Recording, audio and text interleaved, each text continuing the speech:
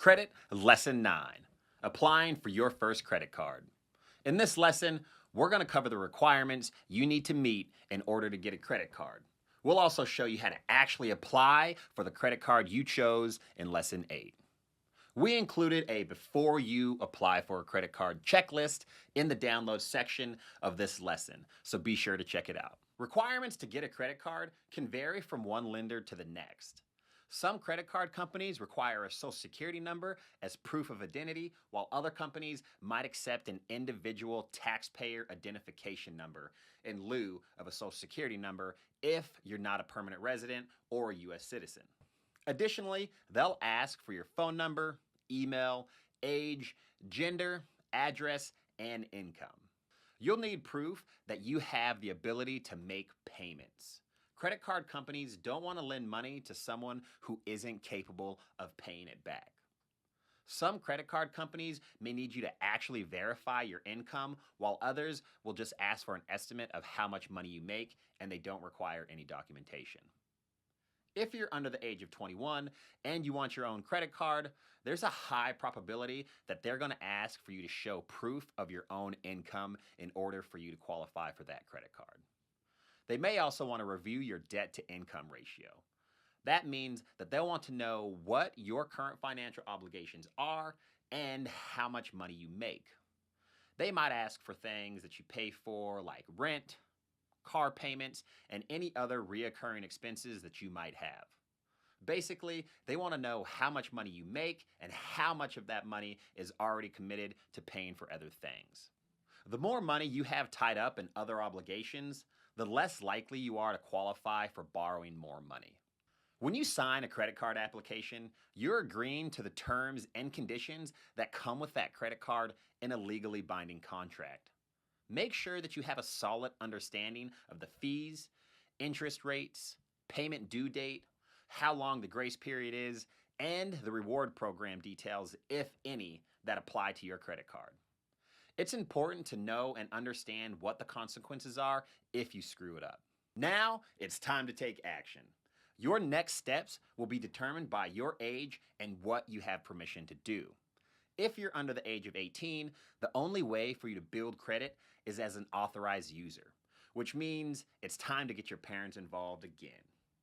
You can ask them if they're willing to add you as an authorized user as a way to help you start building credit before you turn 18.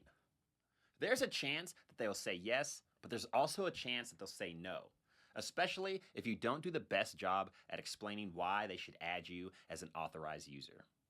On the surface, giving a teenager access to a line of credit sounds really reckless and scary. And since we know this, we've included another video in this lesson that was created specifically for parents. We want to help your parents gain a better understanding of why you're asking to be added to their credit card as an authorized user. So be sure to have that video available to show them when it comes time for that discussion. Remember, in Lesson 6, we had mentioned that while becoming an authorized user on someone else's account can be a simple and effective way to establish your credit, it can also be harmful to your credit if the primary account holder doesn't have healthy credit habits.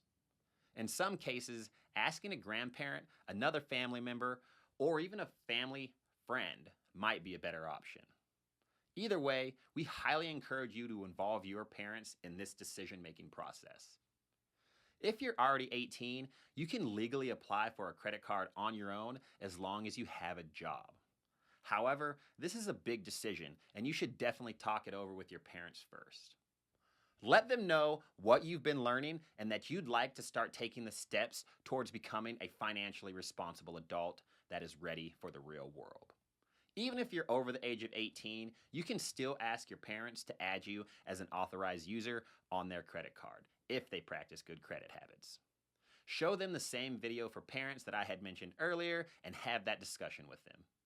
If you're over the age of 18, you don't have the option to become an authorized user on someone's account, and you don't qualify for a regular credit card, you can still apply for a secured credit card line like we had mentioned in Lesson 5.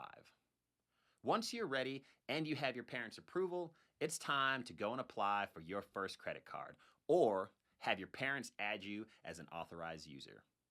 The online application process takes only 5 minutes, and you usually have an approval or a denial that same day.